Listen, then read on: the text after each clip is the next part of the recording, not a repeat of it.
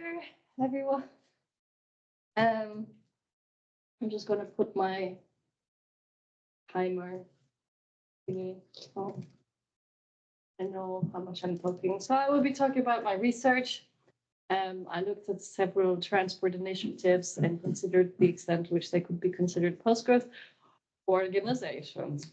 So most of you have already heard me talk about how transport and mobilities have been a neglected area of post-growth literatures, despite, they're very important source of emissions, 20% estimated of the total, and also a source of massive injustice in that transport planning mainly thinks of wealthy people, and transport links are still very undeveloped in a lot of parts of the world.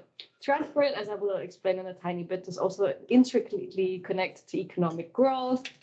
And if you think, for example, of the origins of steam engines and so on. And there's been a pretty strong failure in addressing both the justice element and especially the emissions element, and that basically reliance on fossil fuels has not gone down at all. And that there's a lot of projected growth in emissions and in transport use, cars, flying, etc., projected for the coming decades. So, and at the same time, transport links as they currently are failing a lot of people because they're mainly commercially oriented. No surprise there, I suppose. So in response to these failures, there have been some bottom-up transport innovations that I came across, and they have in some way tried to address some of these issues. And so the question that arose for me is like, how might they help contribute to post-growth transport and mobility systems? How might they be understood as post-growth organizations, etc.? Like, what's the worth of these organizations? And those 3 case studies specifically were 2 railway cooperatives, Go-op in the UK, Railcoop in France, and a social bus company, a public social interest company, the Big Lemon in Brighton in the UK. So in the following, I will talk a little bit about the mobility special role in the economic system, and then I think 2 and 3, actually, I tried it earlier. I have to put them together, so I will briefly present the case studies, and then also start actually with the specific context of the country and the sector. And then using Pansera and Forsoli's framework from 2021, I will analyze those 3 case studies to sort of gauge their post-growth potential or anything like that, and discuss the criteria and along the way.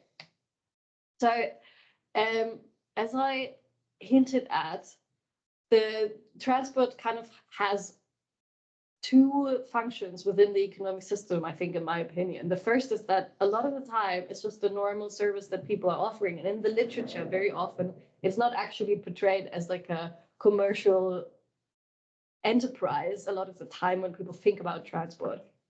They just kind of, there's this background assumption that it's this neutral thing that is being provided ideally by states, which is no longer the case. And even if it is provided by states, it often follows the same logics as private sectors because they are interested in not in making some limited amount of profit, or at least not running the service into the ground. But the second important thing is that there is a strong correlation between economic growth and mobility growth, and that's connected to what Harvey calls this idea of the spatial fix. That is, the faster that capital, workers, goods, services, etc., can be circulated, exchanged, and surplus realized, the greater the profit will be.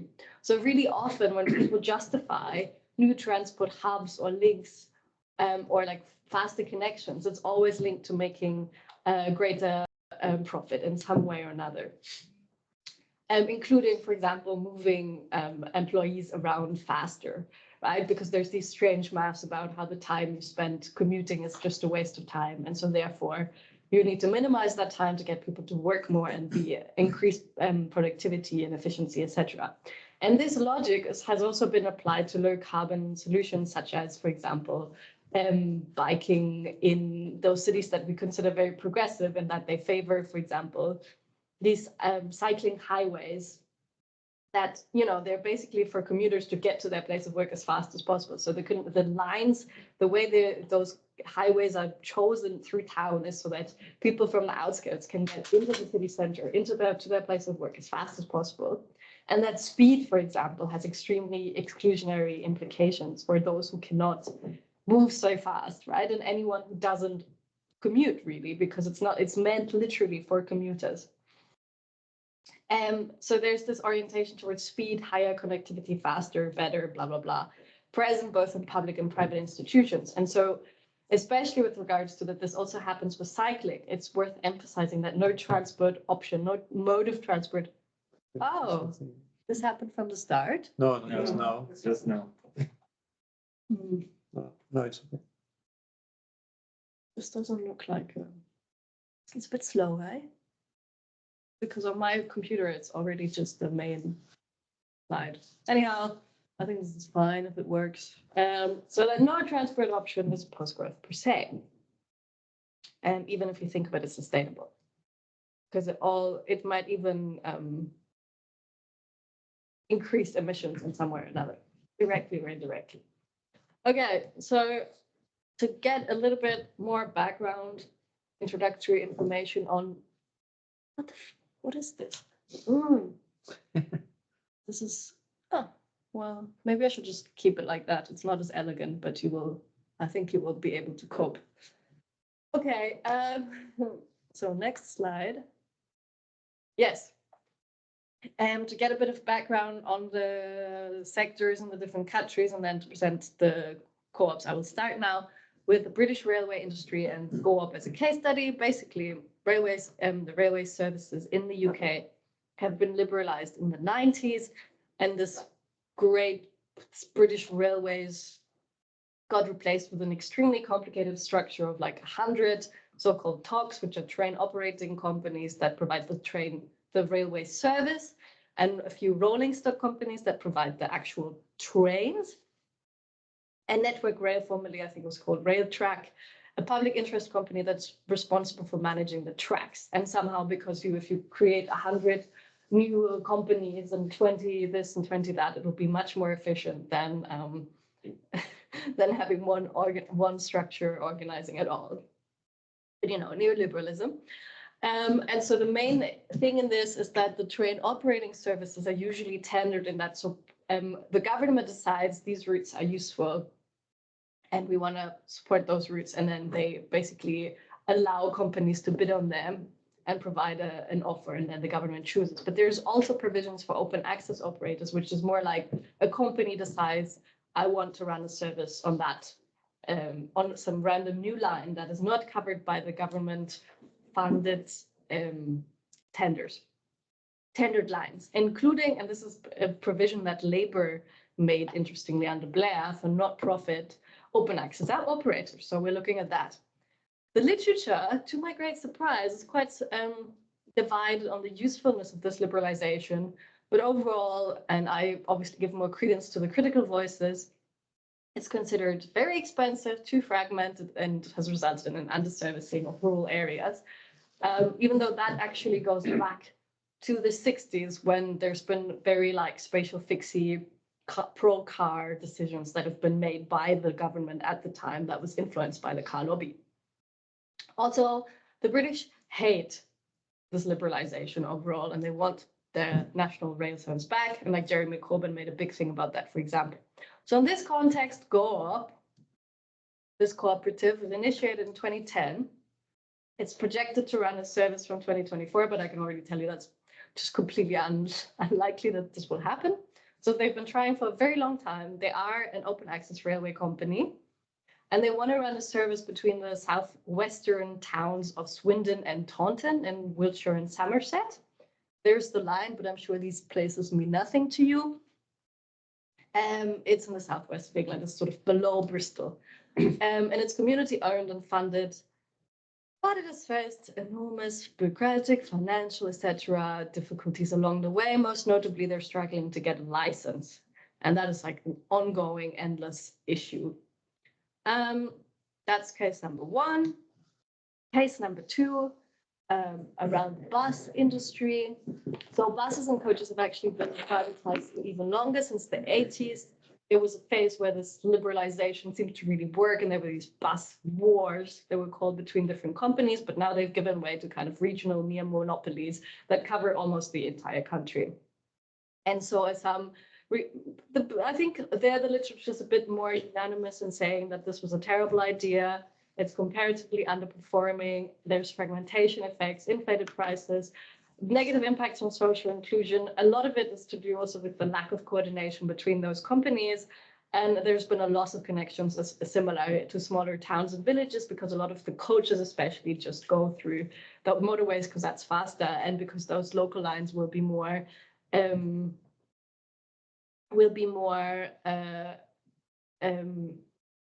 sorry. Oh God. Away. Will be less commercial. So this has also led to greater car dependency, including like a forced car ownership, which makes people very unhappy. And then as a result, also local councils have decided to tender out again socially necessary, that like routes that they have considered socially necessary but uncommercial services. So in this context, the Big Lemon was founded in 2606 in Brighton, with the goal specifically of providing a service that under-serviced lines. And so they started actually offering a service between two university campuses. And now they're focusing strongly on these council-subsidized routes, as I mentioned, where like the council offers tenders to private companies. And because they're not for profit, or like not so much profit, they actually a cheaper service. So they actually get a lot of those bids. They win a lot of the bids. They used to run on cooking oil that they like collected all over town in restaurants, etc. And now, as of 2017, they've started transitioning to solar energy. They're community funded, but they're not managed community. And they're currently, I mean, they have in the last year or so expanded into Bristol and Bath. So all of these are relatively progressive, Bath maybe the least, places in the UK. Third, France. So the railway industry was only liberalized in 2020 following like a EU liberalization, EU mandate, basically. They were reluctant on this point. And the SNCF continues with many anti-competitive practices, and there's actually currently no other services running that are not at least SNCF affiliated, although they might be soon with the Italians. They're doing a thing. What's the Italian train company called again? Well, they're bidding on a Trenitalia, yes. They're bidding on some lines, I think, connecting Milan and Lyon, or Milan and Paris, something like that. So that might work, but they're very, commercially profitable lines generally. But despite this very recent liberalization, there's been a long-standing obsession with Paris and TGVs in France. So with speed and with connecting centers of commerce. And that has affected massively medium and smaller towns that are less and less well serviced, and the transversal connections. So as you will see, a lot of the time, if you want to get from one major city to another major city in France, you have to pass through Paris, no matter where those two cities are. And so, yeah, comparatively to other countries, there's very little like local services, and many stations are unused, like 34% or something. So you see, for example, this is all the lines that Railcorp is proposing currently, founded like, with the liberalization essentially, and they've garnered 14,000 members who've all invested in the last 4 years. And the main goal is to have a line between Lyon and Bordeaux, the red one. But currently, if you want to go from Bordeaux to Lyon, you have to pass through Paris. So you see the massive detour you're kind of making. On the other hand, there's the Massif Central, big mountain range in between Bordeaux and Lyon. So that makes it quite a slow service. And the proposed service would still be slower than actually just going through Paris. There was some freight activity around Toulouse. That was a complete failure. So they stopped that last year, around a year ago. And it's quite interesting because given that there's so many members, they've started to have a system of discussion circles where people talk about really all sorts of stuff, like the impact on their particular region or city, what they can bring to the table from a local point of view. And at the same time, also talking about loads of different issues, from the tarification to different services to life on the train, etc. But they've also been grossly mismanaged because they kind of worked like a startup. And so currently they're actually under judicial review until April, because yeah, it was just mismanaged. They grew too fast. And yeah, they're just in massive difficulties, and they might fail literally next month. Great case study, yeah. Yeah, and I've just realized that I didn't do a method slide.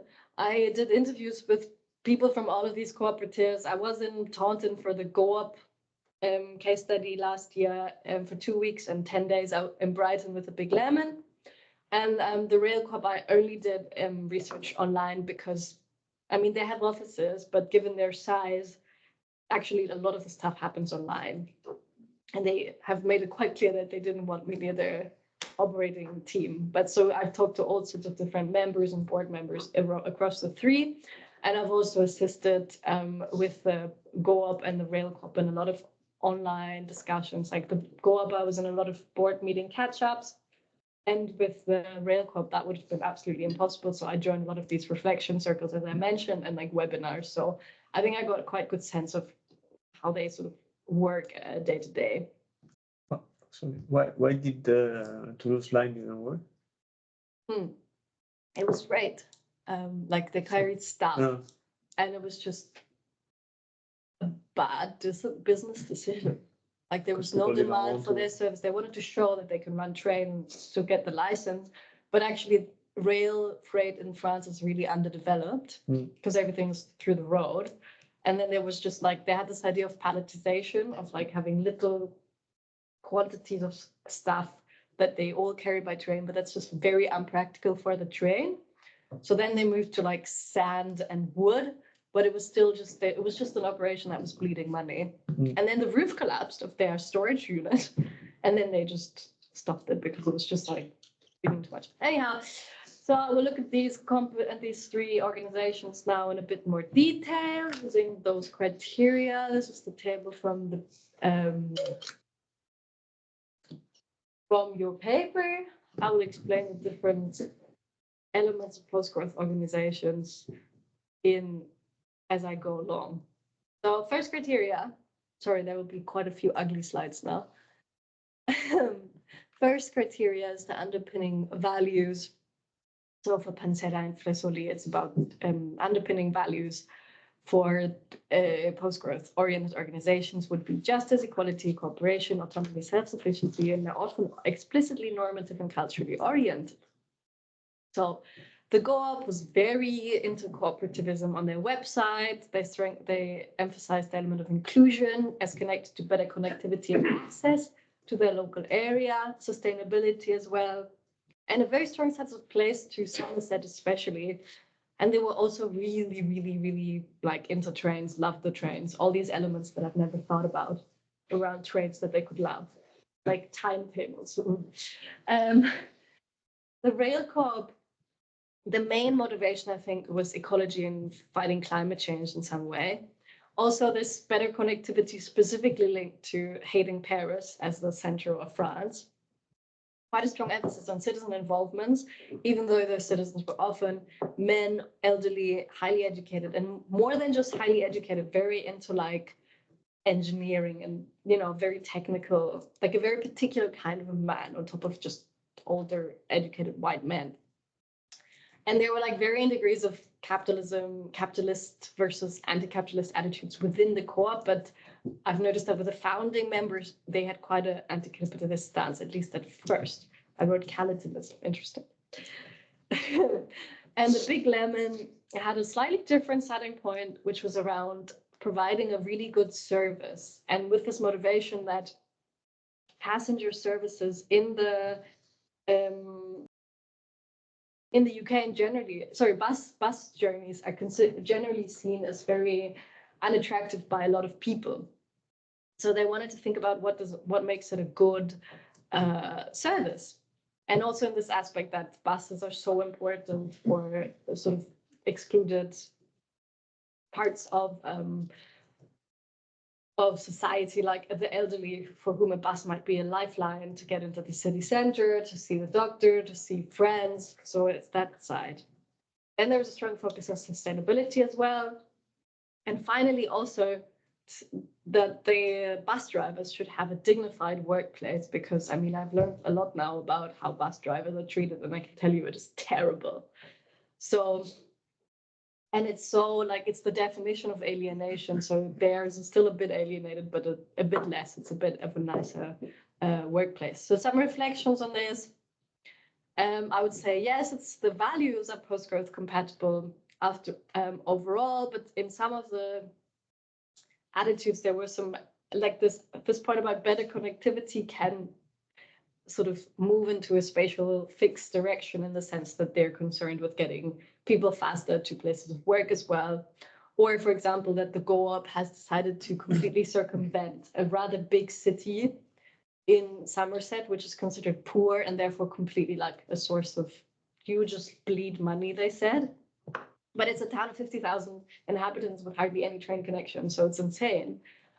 So yeah, there's a need to stay focused on needs and to ensure that the spatial fix basically doesn't happen. It's not very, the members, the people it attracts are not very inclusive if you think of society at large, and that probably has implications of how they imagine a service. Like, for example, all the people that I talked about that love trains didn't like buses at all, because that's a kind of, implicitly, it's a working class mode of transport. And they're not. And they're like, it's not comfortable. There were different degrees of commitment to cooperativist values as well, because a lot of people who have a railway background, they're quite sort of more hierarchical, and they're just excited to get involved in some railway initiative. But the fact that these were cooperative sometimes was a bit lost on them. Also, there were differing levels of sort of pro and anti-capitalism within the co-ops with different attitudes. And I would say that with the financial difficulties, the capital voices or the capital rationales seem to be winning out a little bit. But yeah, I think this is a point that's quite important for me generally, is that I don't think that values are a guarantee of actually transformation. That values alone don't guarantee that you will be able to change something, because there's an assumption that just by putting values into practice, you will change things, when there's so many other factors involved.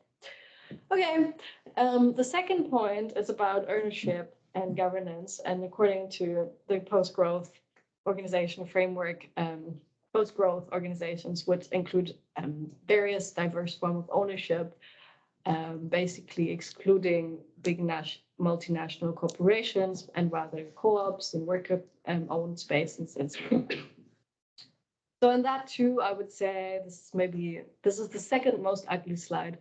The GoOp, all three sort of roughly fitted. Both the GoOp and the RailCorp had adopted a model that would allow for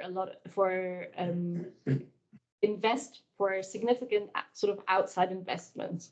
So I suppose in a lot of co-ops, it's not that normal to have non-user members, or classes of members that specifically hold a lot of power. And so with both co-ops, you can see that they have allowed a lot of actually power, especially RailCorp, but GoOp as well, for non-user members, not individuals, to enable their investment. So the GoOp has actually initiated, the director of GoOp has initiated these so-called Somerset rules. So this was literally their amendments to make space for non-user members that could then invest a lot and, have a fair amount of voting power. They also have an interesting, and then RailCorp is even more pronounced. They have it's called a SIC, a Société Coopérative d'Intérêt Collectif, and you have 5 member groups. The vast majority of these 14,000 members that are currently in existence are individuals. Then you have corporate ones, you have technical and financial partners, which I've never really been quite sure what they are, workers and regional authorities. But you have to think that like literally out of 14,000, 13,500 maybe or something are individual members. And the rest are, most of them would be companies.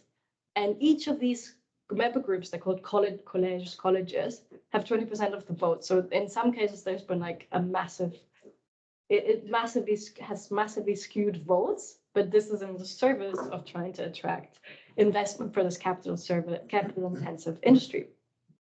Yeah. All the rest is like, yes, they have directors. They have been men in all cases, overwhelmingly. It's a bit hierarchical in both cases. GoUp has very few paid positions. RailCorp had 6 employees, formerly 34. The GoUp also has the sister cooperative called GoUp Learn for training drivers.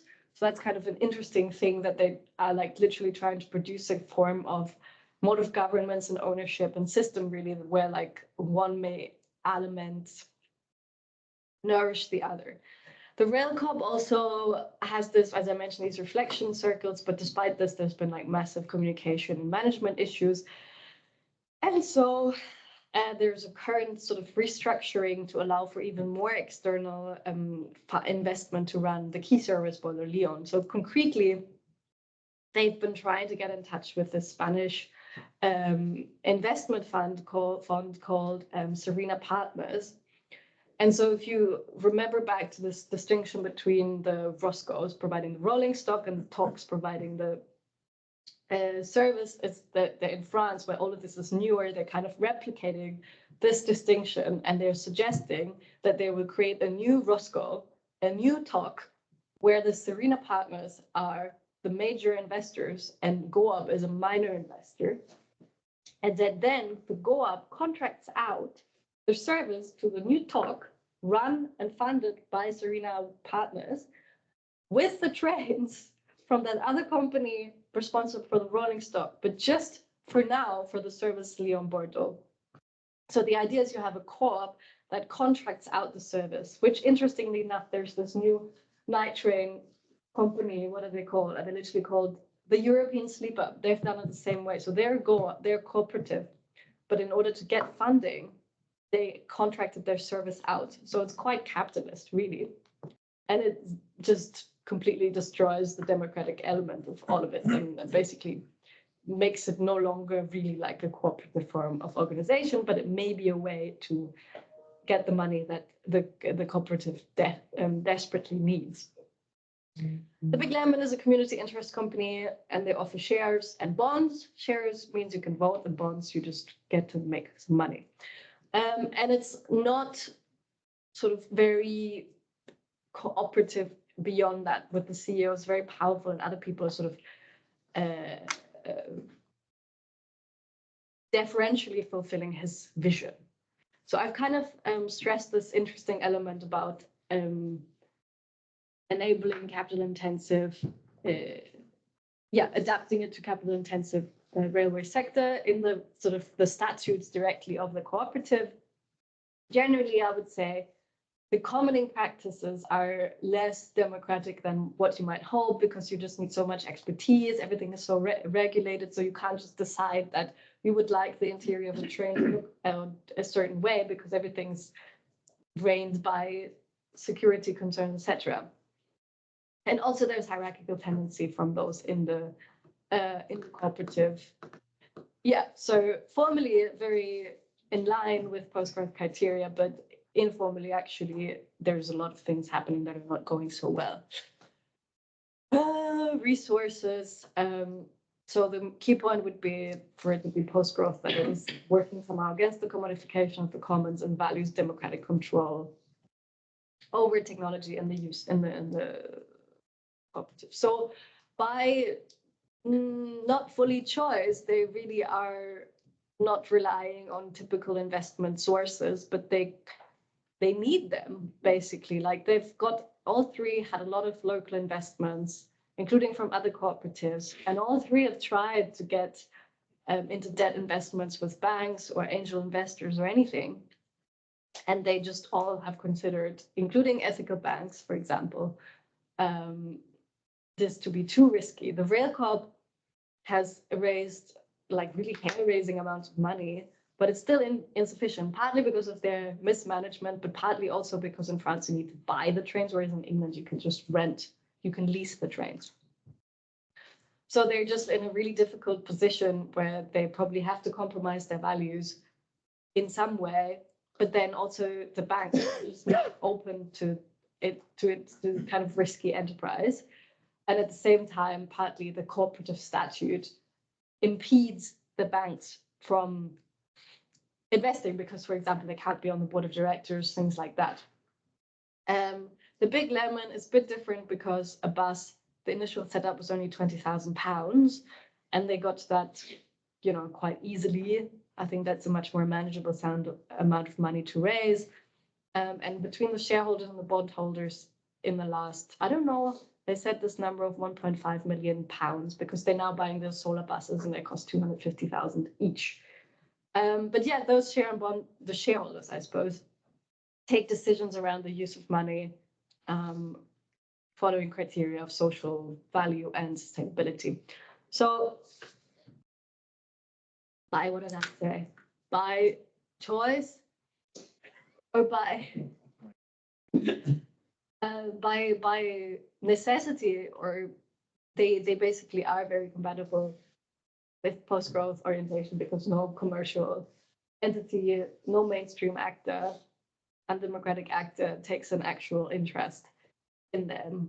And I kind of thought, yeah, it means one, like pragmatically thinking for the criterion that it may make sense in some ways to have capitalist investment in the short run to enable the service to run. Another idea that I thought, because was to think about cross-sectoral transport initiatives. Like if buses are easier, you could start with buses and use that money for fun, but none of them have fully gone down that way. So the Go Up, for example, with this Go Up Learn is a step in that direction. Yeah, because I just feel like to get these services running, you need an extremely high amount of pragmatism and a very, very long-term vision, where in the short run, you maybe make more ethically problematic decisions, but you have to hold the long-term vision in mind. That's sort of my actual general takeaway. Service patterns, I've spoken about this a little bit. The Go Up is very, oriented towards local markets and involving consumers. So the Go Up, their main route is Taunton to Swindon. Swindon is always a very weird endpoint for people because nobody likes Swindon and nobody wants to go there. And it's not that important except as a hub to connect to other places. But the key thing is that it connects Somerset, all these places along the line that are currently not very connected. And I can tell you, to get from some places to some other places, it takes like hours. And all of this is less than an hour by car, but it takes hours to get from Taunton, for example, to Melksham there, or even Taunton to Bruton, which is just like 25 miles, has been exceedingly hard by my own experience, embodied experience. But they have experimented with a lot of other services to Oxford, which is sort of going a bit further east, and then the Midlands up in the UK. But they've sort of whittled down their proposed lines over the years.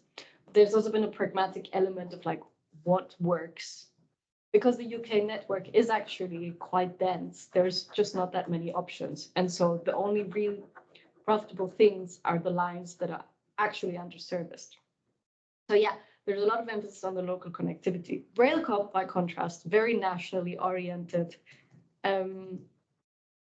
The service was discontinued 10 years ago by the SNCF because they deemed it not profitable enough. But the Railcorp's math are slightly different. And they're, as I showed on this other slide, it's on the next one as well, they have all these other lines, as you see, approved, that crisscross across the whole country, but avoid Paris. There's one line that ends in the Parisian suburbs, Palaiseau, I think.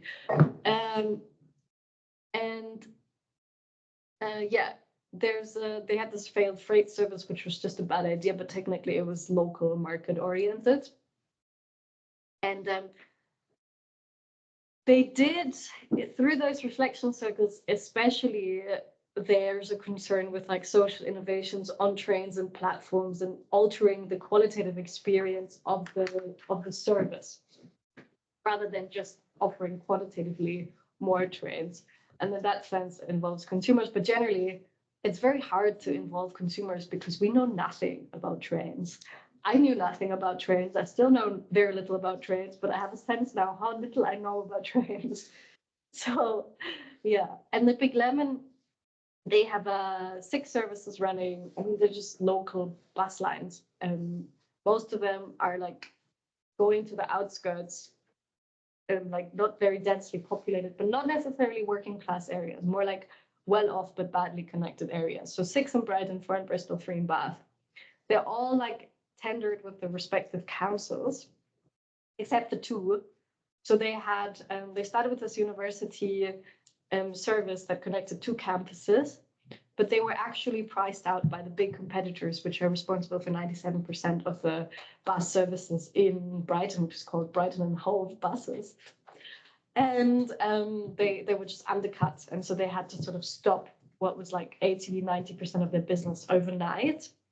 But they got in touch with the university, and the university agreed to basically contracting them the service specifically. And then they also have a private contract with a company on the outskirts of Brighton or something, where they literally provide a service for those employees from the main railway station to the company, which is like called Legal in General. I think they do something legal. It's like legal counseling or something like that. But yeah, like with them, I think it's the least sort of in the spirit of post-growth, because the services would be provided by the local councils anyways.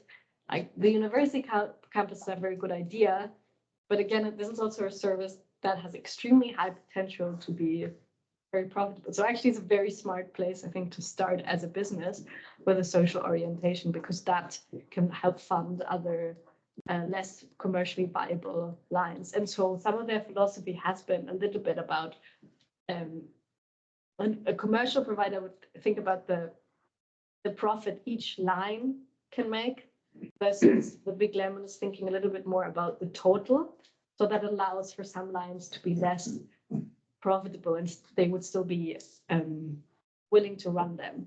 But yeah, but this decision to go with these local council tenders, it gives them a lot of security, a lot of planning security, etc. But I think it really empties out the promise of what they're trying to offer. Yes. I mean, yes, there needs to be more attention on the criteria to services. The local orientation is not entirely applicable to the rail corp. Yes, and I think the services are highly value oriented, but they have some pragmatic elements, especially with the Big Lemons.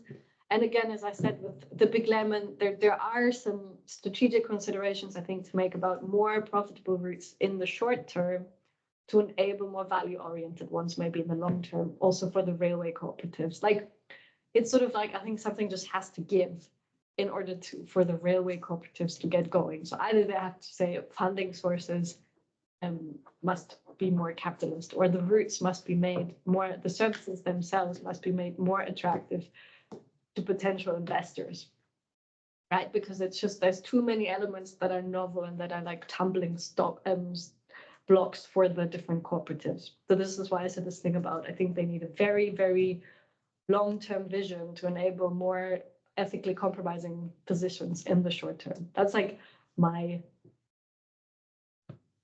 take on the situation. Surplus, well, Go Up and Railcoop have no surplus yet. Railcoop has just had disastrous situation financially, really. They both said, yes, profit is not the objective. The Go Up had emphasized on their website that they will return the profits to members, use it for charitable purposes, or reinvent it in the business. The Big Lemon said their surplus aim was 15 instead of 25%, which seems very high to me. And so far, though, the shareholders have always reinvested the profits raised, for example, in the electric fleet. And there's some internal tension, I think, about how to really use those profits. I don't really have any further thoughts on surplus, so I'm just going to skip the third thoughts part. This is the worst slide. The technology design for post-growth organizations would be convivial design and participatory co-design, so that you have non-experts having some impact. And yes, so just to explain a bit what these different companies did in terms of technology. Go up in the UK, you can lease rolling stock. Railways, like buses too, but especially the train wagons are like extremely scarce globally. There's just not enough of them, and there's this huge shortage. And so every kind of new train line, commercial or not, is currently a bit stalling worldwide. I mean, especially I suppose in Europe, because there's just not enough trains. So when there's these delays, it's always because there's just not enough rolling stock for everyone who wants to provide service. And so, but in the UK, the normal model is that you lease the rolling stock to these companies, and it's actually not that expensive. Like a small rail carriage would be, what did they say, £4,000 a month.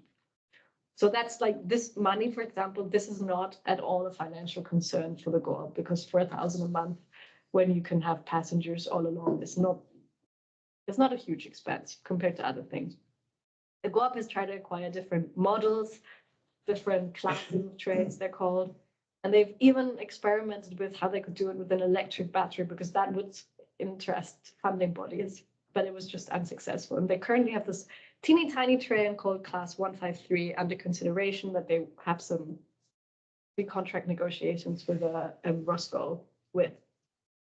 The trains generally are quite unconvivial because they're not very accessible in terms of who can make decisions. They're not terribly adaptable. I mean, they're all secondhand, but we, like, as you could not as a cooperative decide how to freely adapt them. There would be so many regulations. But I suppose given the climate crisis, they're quite an appropriate and environmentally friendly technology, even though both have privileged diesel engines, partly the rail car, because there's literally no other way. Parts of the lines are not electrified, and go up, I think, two actually, just the same thing. There's a challenge because the tracks are shared infrastructure, a kind of capitalist common, which is increasingly neglected, but at the same time requires really, really, really careful negotiation. So like GOP maybe couldn't pick one train line, one class of train, because they couldn't go at the required speed in a particular section of the route, right? And that would then clash with other services. Like a lot of considerations like that, which I would have never thought about. So, and the tracks are governed by logics, which are partly capitalist, but there's also like just the thing that they have to be taken care of. So they're partly sort of capitalist logics, profit-oriented logics, partly austerity logics because they're getting less and less money, and partly there's such, especially in the UK, such an obsession with safety. Like in the rail corp, for example, in France, of course they want safety, but the way they talk about in England, it's just like a whole other level of obsession, basically. So just to say, there's like, it's the shared infrastructure which makes the railway so incredibly complex to manage, and there's all these different logics which with which they are governed, which are actually competing with each other already internally with the organizations responsible for managing the tracks. The rail corp have to buy units of rolling stock. This is the name of them. They bought 2, but they require 8 for their service. They cost, what did I say, 600,000 each, but then because they're like 20 years old, they all need renovation. The renovation costs around 2 million each. So you see the cost they're faced with is insane. Again, relatively unconvivial for exactly the same reasons, but the rail corp seems more open and interested in reinventing the interior of trains and also the stations. And the big lemon, I think, is quite interesting. They ran previously on cooking oil, so for over 10 years, and they actually were registered as a waste collector and collected the used cooking oil on over 300 restaurants all across town. So they were incredibly known. The buses, in case you hadn't seen this on an earlier picture, they're like bright yellow and with a lemon image on it as well. So that's, I mean, you see them in town, you can't literally not see them. And I think they are very convivial in terms of relatedness because they connected really the company with all of these local businesses.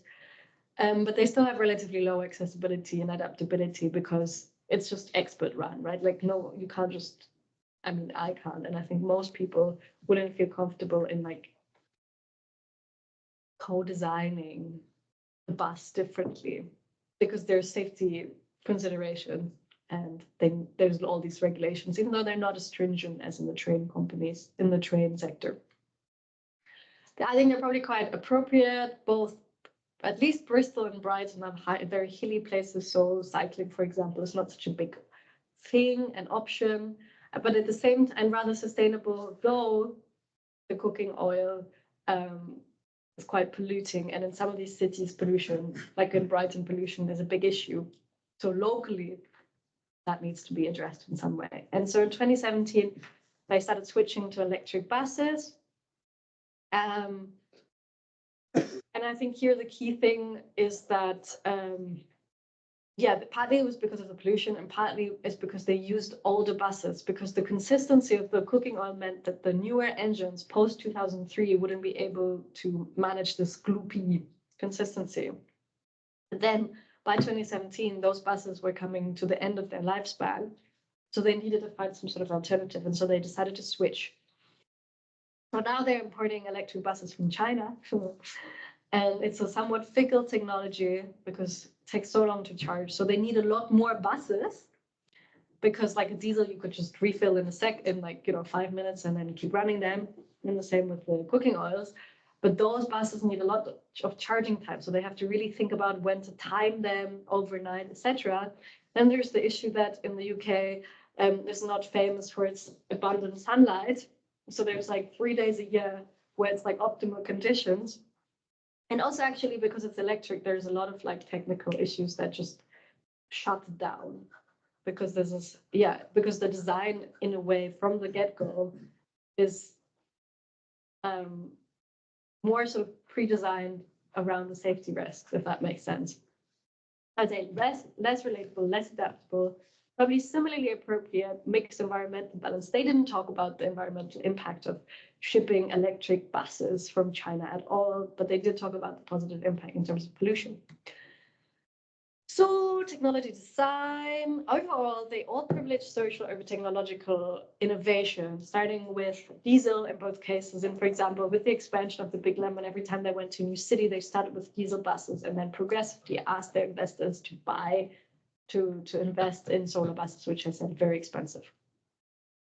So I think there's this big question of how do you build post-growth organizations with these relatively unconventional technologies? In a lot of ways, they're not really compatible, even though probably quite necessary. Like, I don't think anybody would think we don't need trains.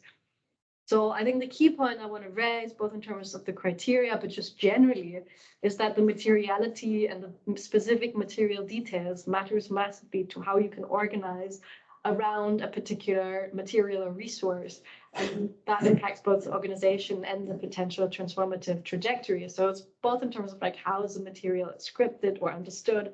Like, for example, this element about the security emphasis in the UK really stands out because it limits transformative options. And it's kind of this kill argument, right? Because who will not want to have trains where people don't die on, right? It's very hard to argue against that. And also the particularities of the materials involved, for example, the different qualities of the cooking oil versus the solar energies, and what kind of institutional bureaucratic regimes do those materials engender, and what does this imply for post-growth transformation? So I think just the materiality, like there's no easy answers in terms of how organizations should organize around materials, but it is clear that different materials produce different kinds of organizations because of the requirements of the different materials, right? Like if you have a vegetable co-op, the challenges are vastly different than this, and the particularity of the materials here in question are just way more challenging, right? And they need to be grappled with, and they have implications on both organization and transformative possibilities. But I think on the bright side, even if these cooperatives have seen as like largely failures so far in terms of like actually getting their service running, this institutional embeddedness and the fact that they have to engage so deeply with the security and financial and operational regulations, and especially linked to the rail tracks as a commons, has meant that they've been able to challenge some conventional ways of doing. For example, in the UK, where like getting a license is endlessly more complicated than in France, there's these rules such as, okay, you know, level crossing is the thing where you cross as a pedestrian over a train line. So the simplest of these level crossings to install one is £500,000. But they can be up to 1.5 million if you want like an electric one, etc. Hugely expensive. So in the UK, Network Rail, the infrastructure provider, has said that if a private company uses a particular line more by X%, they have to contribute to the funding of the level crossing because they make it less safe because there's more crossings. So they need to update those. And this financial burden is therefore outsourced to go up as a private company, and that, you know, it just costs them for one or two, here 500,000, there 500,000. Like even for a private company, those maths are a bit insane. And in France, for example, that would never be the case. And so like the industry insiders in the cooperatives have been able to argue, look, we're not increasing the safety risk so much. So internally, they've actually managed to change things which maybe in the future will make it easier for other actors. And I've said first point before, so I don't need to repeat it. Power relationships. I mean, the key point is that they're embedded in both. Go-op and Railcoop, they've tried to be involved in more cooperative organizations, and at the same time, they're hugely reliant on powerful actors, banks, investment funds, regional authorities, local councils, the regulatory bodies, etc. And the Big Lemon doesn't really seem to be so much in contact with cooperatives, and instead has privileged close relationships with local organizations, various stripes, councils, universities, companies, restaurants. Yeah, I don't really know what to say on this, except that seems very suitable. And they just need to think about how to use it to their advantage. Scale. The framework suggests that there should be reducing scale in favor of reproduction of a model rather than scaling it up. And the go-up sort of is very small scale, not that much interest in expansion, at least for now. But I would say probably too small scale and quite pessimistic about outside investment. They're just like, the director made this math to me, basically explaining why nobody will invest in £50 because he, in his high income range, would not be able to invest more than £1. Whereas the Railcoop said, your investment is a belief in our project, not like, so they didn't stress the financial element. They stressed the kind of almost like you invest with us the same way you would give money, donate money to a charity, and emphasizing very strongly the values. And that's been hugely successful. So I've even tried to tell Go this, but they just don't seem responsive to that kind of argument that they could raise a lot of money by emphasizing the social environmental potential of their project. They're quite small scale, yeah. And I think they're too small. And they also have very limited personnel. So that has meant very slow progress. It's maybe speeding up a little bit because they've hired an extra person to work part-time with experience in safety questions. Railcoop, by contrast, probably grew too fast. Has a lot of lines planned, many members joined, very national orientation. I think they literally think they will become the French railway cooperative. And I would say the scaling in this kind of very start-up-y manner was very high risk, but potentially functional strategy at the start, because they were able to mobilize so many people, so many experts as well. So while the Go-op is still struggling, for example, with the licensing, Railcoop was able to fly through all of these regulatory steps really easily. But because they've been financially imprudent, by the sounds of it, like the directorate, they're now kind of crashing because they suddenly, for too long, because they couldn't raise the money for the trains with the rolling stock, for so long they found themselves with like a huge, what is this word again? Like huge monthly costs, especially to finance the, they have 34 employees on basically no income whatsoever. Now they're currently this downsized versions with just 6 employees, but it's probably because of this deal with the investment funds and the judicial review, the least capitalist, the least anti-capitalist and the least corporativist it's ever been. And for example,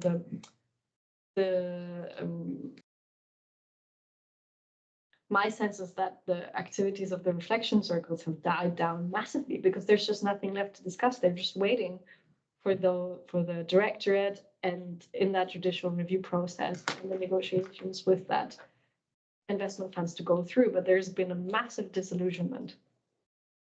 Big Lemon, after a long while of just being in Brighton, have been interested in like a kind of slowish expansion, but also concerned with right sizing, right? Like picking the right cities, etc., where their business might have success. And they said sort of contradictory things in terms of whether they want more replication or to become more like a social company kind of franchise where maybe other people can manage, the same model, but kind of connected. Well, but I think because of this choice to rely so strongly on the tenders, there's been some element of internal de-radicalization. Also because with the expansion, they had to include more bureaucratic procedures, which I think increased the alienation inside the company. So one of the key promises to have a different kind of workplace is sort of slightly diminishing over time. So yeah, I think my take on scale is that it's not that appropriate, especially in the railway industry. And I think there's potential to focus more strongly on the transformative strategies taken by each initiative and the successes they've had in impacting transport systems. And I think, especially thinking of the Rail Corp, this national orientation, I think, has really sparked the imagination in like how transport links could be differently, especially with this map, which gets reproduced elsewhere with these connections across France that don't connect to Paris. And I think the question that is always, you've probably thought about on 37 different occasions during this presentation would be, is it not easier to have a national bus or railway service versus these bottom-up initiatives? I don't know, but I think part of it is that they emerged out of the failure of both public and private solutions to transport and transport planning. So I'm not sure. I think these bottom-up initiatives have a real potential to connect to be more needs focused and to focus on those who fall on the cracks. On the other hand, very expensive. So conclusion, imperfect post-growth organization. The key thing would be, yes, the specificity of the materials in the industry need to be thought of more, and that the post-growth, whether or not they're perfect post-growth organizations, is probably less important than whether they can contribute to wider transformations in the transport systems. And these impacts they might have could be indirect and variegated and imperfect, and inspire. If these companies like Railcorp now fail, it will still spark the imagination of so many people who were involved, who may do different things later on, and may have influenced conventional actors to consider those lines more. Like, there's so many potential ramifications that it can have, that I think are worth considering, because the transport and mobility have been traditionally so inert in changing. But it still raises the question of what I said, state-run versus community supported. And also, this point that I was making, maybe it is worth for the railway cooperatives especially to adopt more strategic, less radical choices in the short run, and then have a long-term vision of more radical change. Because I think we have this underlying assumption that if you're not radical at the start, you will never get back there again. But actually, that's not the case. And there's companies that do the exact opposite. Like there's Riverford, which is a veg box cooperative that I know in England. And they started off with a focus purely on organic. And the director just radicalized more and more. And now it's like a workaround cooperative where he owns a 15% stake, right? And so like this idea that we have that there will be de-radicalization over time, I think is not true. And I suppose if you have some sort of vision, like the Big Lemon has a vision, but they started with a service that would have been really smart for any commercial capitalist enterprise to exploit, which is a bus connection between two university campuses. That's like really smart, commercially extremely profitable, etc. And now they're able to choose all these other connections, which may have more social benefit. Not that students don't have a lot of benefit, but yeah. Okay, that was it. And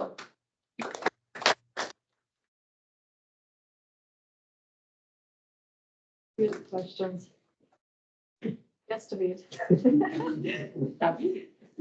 Sorry. No, I was following somehow. Sorry, I was trying to participation. Yes, I'm sorry. That's okay. So my question is regarding one of the last things that you were saying, the problem with the scale. That somehow you're saying that it's not appropriate to have as a reference a small scale to perform post-growth organizations and stuff, especially for this case. So I was thinking, have you heard anything in your interviews with them about nesting different small-scale initiatives, nesting in a federal conglomerate so that they can achieve certain scale so that this economically reasonable? Well, the Big Lemon is thinking, like what I said, this may be franchising thing, so there's an element, but it's from the bottom up. The Licon in France, it's like this umbrella organization for cooperatives. And so it's very recent and they're all sort of different sectors. I think when I first looked, there were 9. I think maybe now they're 14 or something. And so they're really telephones and energy and banks and this and that. And so for now, they're more like hyping each other up and sharing stats and fairs and things like that and mentioning each other. And I think it's very good in terms of visibility, but I don't think they've done so much in terms of funding. But I think it would be really smart for more profitable cooperatives to have less profitable ones. But I think the issue is that none of them are extremely profitable. But yeah, no, not so much with the nesting. I think it's also with trains, the issue is just like if you have like local whatever, like what does that mean in terms of thinking of the infrastructure and a train being so expensive? Like if you buy a train, use it as much as you can, right? Like even if it goes all across the country. I don't know if that answers your question. Somehow, yeah. No, it's like, can I follow up? Yeah, it's like, so, because I always see that as very obvious when we are like a bunch of small initiatives and we have problems because, the scale is so small that we cannot compete with bigger. So we just unite. I mean, in a need to share expenses, to build something in common. I mean, it's super, the organizational costs of that are huge, but I think it is an option that should be available in the narrative of strong cooperatives. Yeah, I think with buses that would probably work really well, but I think with the co-ops, there's also this element that getting through the licensing blah blah blah process in itself is extremely expensive. So like there's something that gets lost if you have all these little companies trying to go through the process, because you have to do like all these market analysis, and in the UK, for example, you have to do like an abstraction analysis that your service doesn't abstract too much of existing customers. So there's all these, it's just very expensive. So I think it's just also that it doesn't make so much sense with trains because that bit is so expensive. And there's, yes, the sort of how would you share a train so much between, say, different areas of the country? Like, I just don't see it happening practically. With the buses, maybe. With buses, maybe, because it's just a bit less. Like as I said, the big lemon started with £20,000. That's not a lot. So and they bought a shitty bus and then they refurbished it a bit and then they got it running. Yes, I don't know. Yeah. I have something related to what you were discussing. So, for example, what I was thinking was you spoke about the money and the changes they did on the coordination team and the employees and stuff like this. What is difficult, as you were speaking, as you were saying, is that for coordinating like a train network, you will need a lot of people doing this coordination. So at the same time, it looks like really weird to, like, on the one hand, it's normal that you go slowly, but if you don't have like enough lines to compensate the cost of coordinating, you know what I mean? No. So for example, imagine you want to have like a string cooperative. Mhm. You will need some people that coordinate the lines, that prepare, that do a market study, blah, blah, blah. So there is a kind of overhead cost of it that will be not the same, but will be similar for 1, 2, 3, 4, 5 lines. So the fact of finding few lines make it super expensive. You know what I mean? Yes, in France, yes. In France, the many lines makes a lot of sense. No, In but the apart UK, from it doesn't, because in the UK, you have to apply for every separate line because they're so obsessed with safety. But anyway, you need people that coordinate this. You need, for example, you were saying that there were like 10 directors. I wanted to ask you, like, these directors are directors that are paid, or are directors that are elected from the groups, or represent the circles, or They're mainly they're mainly unpaid, they're volunteers. Some of them have railway background in the Corp and the GORP, the Rail Corp and the GORP. In the GORP, there's a few non-elected, but also non-voting members linked to the safety, because as I said, the UK is safety obsessed. So they have these members that are specifically responsible for the safety of operations, and they're not elected, they're chosen based on competence. Then they can't vote. They have to impress upon the others. But you know, if you have the safety director saying that it's not safe, what will you do or think? Yes. They have a lot of power, even if don't have voting power.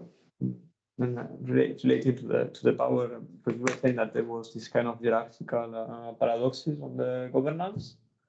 I wanted to ask you, like, what kind of governance? Because you can have a democratic governance that is quite direct. You can have a governance that is quite representative. So I guess it's like a kind of more representative governance where each circle has one representative and they decide, or how? No, I meant that in the co-op, like, for example, in the board member meetings, you'll have the director who works on this, right? So he puts 40 hours a week onto advancing the project. Then you have a few people who've worked in the railway industry, and they can say, yes, no, I can talk to this person, I understand this is possible, this is not possible. Then you have some where, like, there's like a doctor, and he will have some random thoughts on COVID or COVID safety or something. But if somebody with that kind of expertise says something, especially if they have not so much consideration for cooperativist modes of functioning, what is that going to do to the way the internal functioning of this group works? And the way it works is that some people just have disproportionately more power because they have more knowledge. And in the Railco, well, I've never been to their board meetings, but I've heard that there is more that the directorate is very directing, just what you would expect from France. They're very authoritarian culture, and they weren't very happy with other voices in the group. So there was just also an element that sounded like it was just related to personalities almost. Or maybe it's just that there weren't enough statutory limits on the power of the directorate. And then within the Rail Cup, there was a lot of issues in that regular members had a hard time reaching out to the board of directors and the worker and the employees. And partly that was sort of, I think, a kind of hierarchical tendency. And the other thing was a pragmatic tendency, because if you have 14,000 members asking the board of director loads of random questions, some of which will be really stupid, then, they're just collapsing and functioning wise. But so it also meant that some of the time they missed out on the expertise of some of these 14,000 members, because some of them will have had a railway. So there's like a lot of issues around that, like harnessing the power of the members, but also having to make decisions and having limited time, ability, etc. So these were the tensions, I suppose. Yeah. Yes. Yeah, so this is coming from someone unfamiliar with the framework, but two questions. First, when you talk about values, how do you assess the values So I listen to what they of the company? Because maybe I can project certain values of equality, whatever, but then my practice is like, I'm thinking Google, like, oh, very, doing good and very symmetrical, but then well, when I look guess, at the technology. yeah. I guess I look at what like the statutes are kind of binding, right? And then Okay. I suppose a little bit what it does say on the website, but then the statutes, and also I've been able to see some of the practice, as I said, especially with the go-up, but also I guess in the big lemon, I've seen sort of the functioning of like the daily, the atmosphere and how people relate. So I've had some, basically qualitative research experience there. And then in the RIB, I haven't been able to see what happens, for example, in the board of directors, but I've heard so much about the internal democracy that I'm able to say, yes, they're democratic, but there's all these tensions. So part of it is what they say, and part of it was what I observed. So it's a mixture. Cool. The second one's towards the end, you're talking about the materiality of the technology. I'm thinking Thomas Hughes, like large technical systems. Did you take that into account? Because it's an interesting option to look at railroads versus. I will look that up, Thomas Hughes. Versus But I've heard of that name before. degrowth, because part of the technology kind of, this idea that certain technologies like nuclear and maybe rail may constrain how much you can actually democratize, or, you can actually reduce the scale because of the technology proper, because of the material or the social material or the social technical, huh? Did you read our last paper? It's No. incredible, because you just said the fundamental question that we posed last year about how it's possible to scale down some infrastructure. I think you And I can use- because of the momentum. And I use a Hugo large technological system, yeah. You're brilliant. Yes. No, you We're really thinking the same because thing. you exactly got the point. Yeah, because But I think this is the crux of it. Like, what do? Do you say no more trains? Do you say let's go via trains? I I don't think know. it depends on the specific technology. You can't just say Mm. buses are the same, or transport needs to be like contextualized. Based off of the social material. Mhm. I think so. It's like, what do you do with this unwieldy large system technologies? How do you achieve actual degrowth based off of these large? I think for me, I suppose I approach it also in the sense that, okay, emissions from transport just need to go down. And there's a lot of transport injustice, and trains can probably contribute to some of it. But for example, the injustice element, I think, is probably much better served with buses that are much more flexible. So again, it has to do with the particularity of each technology. Okay, That's the key thing. but I think you're heading towards that when you're worried about the materiality of. Yes, I think it's part of it. It's like, what does this mean for degrowth to have such unwieldy, annoying, expensive,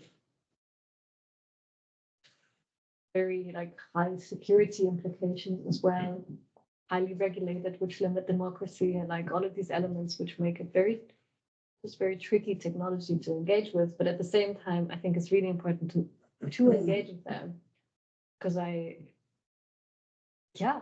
They will be there anyway, even though if we decide not to engage with them or not using, they will be there Yeah. for centuries. I think there's also this element of like, you see the steam engines as this key thing that fueled capitalism.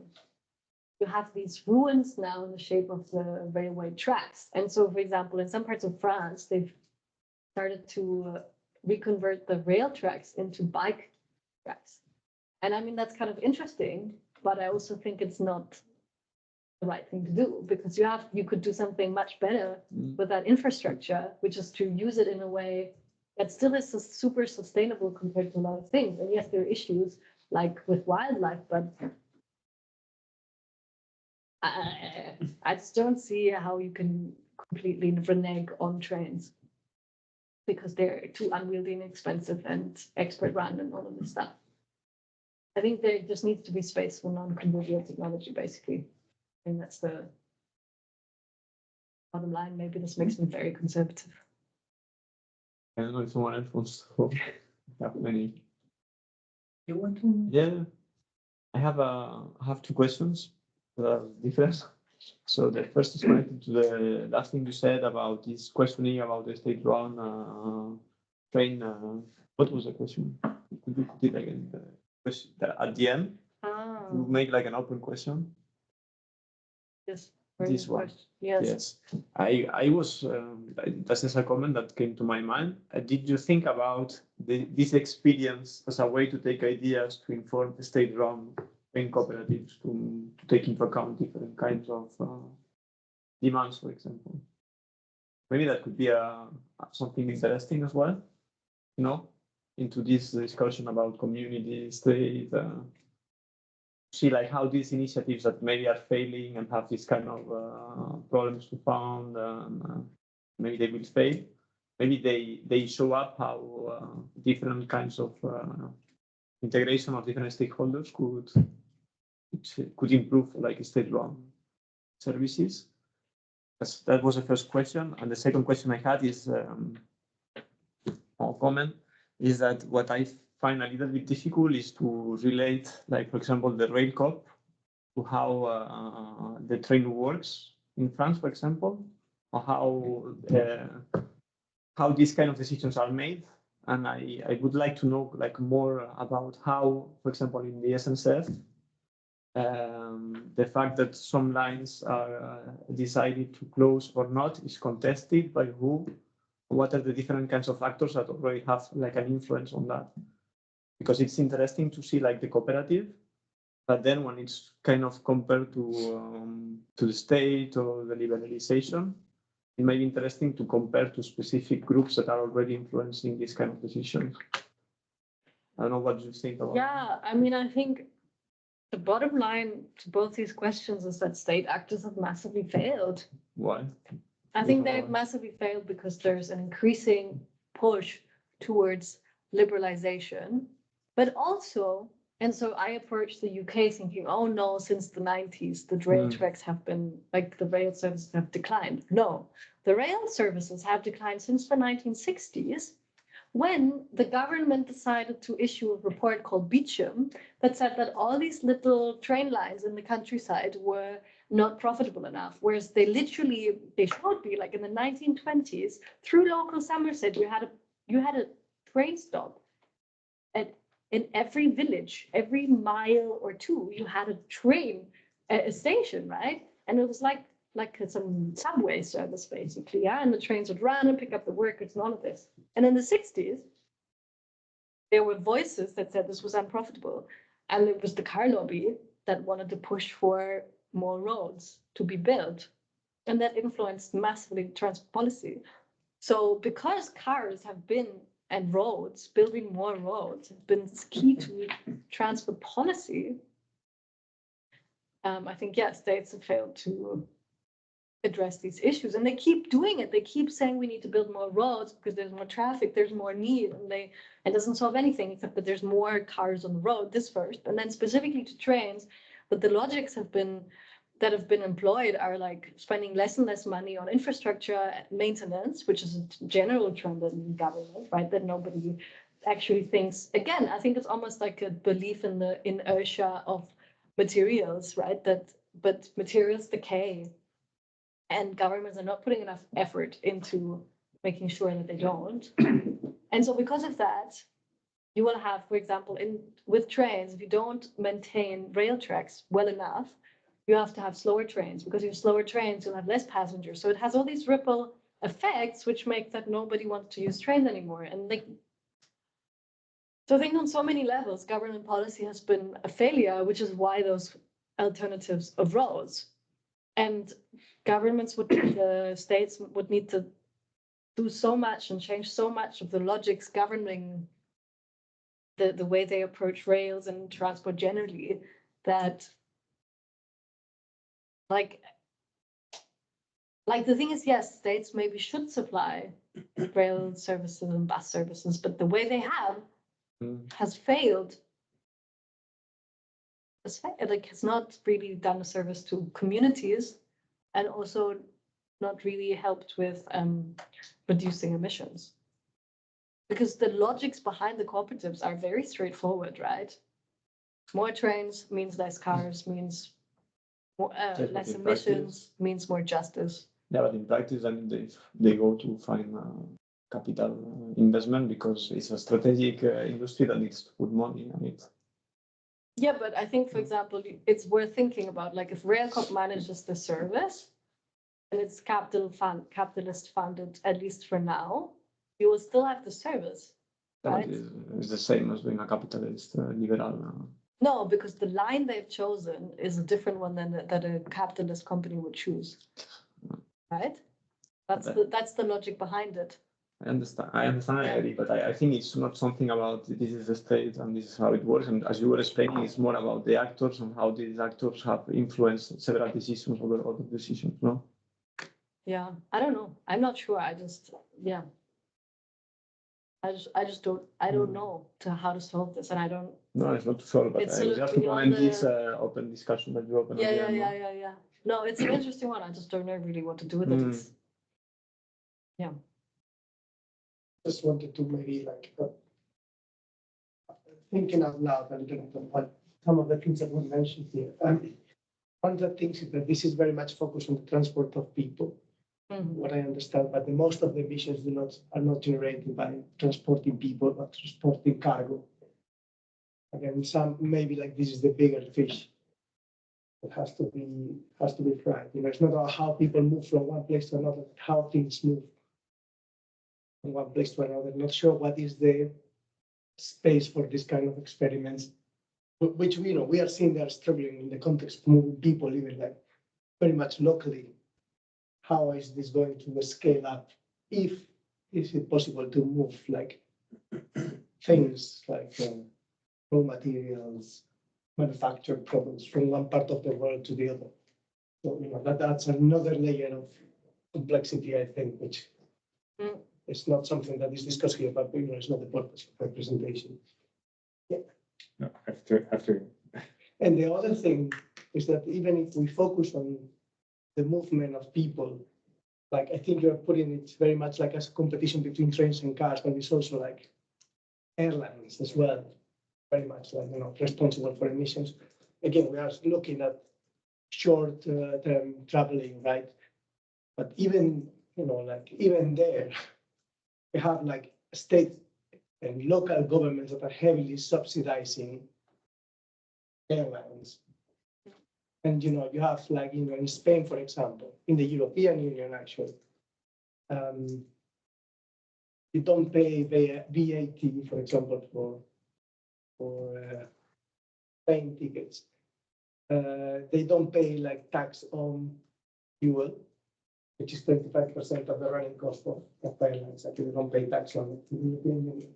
And on top of that, we keep on building airports with public subsidies that are not even like utilized, and you have like all these regional governments like giving away like huge subsidies in terms of like even like the direct subsidies to the companies, like in order for them to establish a connection. And of course, because this is illegal, it's illegal to subsidize airlines. Like they have to do it as I think in terms of like place promotion and tourism. That's why you have these booklets in on there saying, this city, blah, blah, blah. But anyway, I think like, that even like, for me, that is paints a more pessimistic, if you want, like picture. Even more pessimistic. Even more pessimistic than sort of like, But I do want to say, I just looked up some graphic that I found about the different percentages, and it says 34% lorry, 40% car, 11 in terms of emissions, 11% flights, 11% also shipping, and 4%. I think that's railways. It looks a bit weird, but the point is, like, cars emit a lot more at the current stage than flights. Mhm. A lot more. I mean, obviously flights are way more carbon intensive, but in terms of emissions, total emissions, cars are still 4 times more. Mhm. Obviously that number will change, unfortunately, but it also underlines like how much of it is, that it's fairly even also in total if you think about moving stuff versus moving people. Like Yeah. it's not so, it's roughly half and half in terms of emissions. But yeah, I mean, freight is even worse, right? Like nobody even thinks about, like the shipping, international shipping is under no international framework. They've set some really teeny tiny goals, the industry themselves, to reduce emissions by 5% over the next 10 years. I mean, ridiculous like that. But there's nobody who regulates it, a bit like aviation as well. Transport is the most depressing thing ever to look into. I can tell you. Feels like you've no hope. So I don't know, yeah. when you said experiment, I remember one of my students was looking at economic experiments. So companies that supposedly don't make profit, and that would be a way to kind of counter and subvert. So like repairs, he looked at a case of people doing repairs in favelas and poor neighborhoods in large cities. And I'm thinking like your companies, could they be seen as experiments? That's one part. And the other is like a pessimistic view. Seems like these companies work in the really small cracks of market failures where markets don't really get there. So they kind of, like small organisms, they just feed off that one niche thing. They don't really subvert the overall structure of the transport system, for example, the train system. So how deep growth is that? How can that be seen as deep growth? How far can they take the experiment in terms of changing, which ties to my first question of large systems. I mean, I think yes, they are experiments. And the second point, how subversive are they really? I mean, I think that the key thing actually for me lies in the service and the way they choose their lines. I don't know if it's so in the cracks, especially with the rail cop, because they're literally like Bordeaux and Lyon are like the biggest cities in France. And it's really sparked the imagination of so many people. Like all of my friends in France know of the rail cop. Like it's really a thing that is known. Like the go up is a niche. The Big Lemon locally will also be known by everyone. And I do think there's like buses, I think locally make so much sense. And so I don't know if they're like so, large scale systems like trains are. But I think, I just think that degrowth and postgrowth need to grapple with these large scale systems because clearly, I don't know if it's so in the cracks because I think the key point about how to reduce emissions at least emissions, but also make transport more just is specifically to look at the places where you don't have connections, right? So I think that is actually much more radical than it sounds at first, because obviously there's so much focus on transport in cities, right? But cities are pretty well connected, like London and Brighton, there's 10 train lines. What we really need in order to reduce car dependency is to create structures of some sort to reduce cars, right? And trains is one of the ways you could do it. Also buses. We've written a paper on like rolling supermarkets where you have the idea that you have the services moved rather than the people. In Germany that exists as well with like doctors and post offices and things like that, right? So these are like creative local solutions, but I think this is exactly what you need. And this might also be a solution for how to like downscale transport need to make it less reliant on these huge systems, actually, is to think very creatively in different spaces. But then you still rely on like diesel based on fossil fuel engines. You just use them in a very efficient way. So it's very tricky, but I think all of this is just like you have to think about it, because you can't just say transport is too complicated, or urban planners should just deal with it and assume that like a lot of the degrowth literature doesn't really deal with transport at all, and they just mention that you need good public transport links, and they don't question anything behind that, because they probably, and bikes, but they don't question anything behind that, because there's this assumption that public actors and transport links are good, because probably most degrowth people live in like Barcelona or London or something where they are, and that people don't actually need a car, so they don't actually understand the challenges of, like, I don't know what percentage of the population is old or can't really move. Mm-hmm. The population that lives in the, like, I think these are actually huge parts of the population that don't really see how they can not use a car. There is also, I think, the question of framing it as a transport-only problem. And I think, like, it's not only a transport-only problem. And that also, like, brings to the fore the co-evolution of society and technology, basically. Like, technology, like, doesn't evolve in a separate sphere. Like, and then what we have seen in these experiments is some companies trying to do something different while they are keeping up, or trying to keep up with, like, people who want to do exactly the same things that is if they were being said by other companies anyway. So basically they are not like, I think we're not seeing a process of co-evolving society and technology. We are just seeing companies trying to meet demand that is not being met, or people that are being like, marginalized by the current system, trying to get into that and using these experiments to do exactly the same. Maybe maybe over time, if we had a longitudinal study that where you can see like whether this is actually changing, like, not only the transport or the material infrastructure, but also the sort of all this social stuff But that goes around it, like maybe people's habits, the way they work, the way they consume, the things they want, design. Maybe that is something like, very difficult to capture in this very little, like, small scale. Like maybe this is something that also is missing from the picture. I do think, and I need to stop because I have to subject myself to the demands of the Amsterdam housing market, which is the worst thing on the entire planet, in 15 minutes. I'm doing an interview as part of my application for a room. I've already submitted pictures to show that I'm cool and social, and I like yoga. So all of these are passports.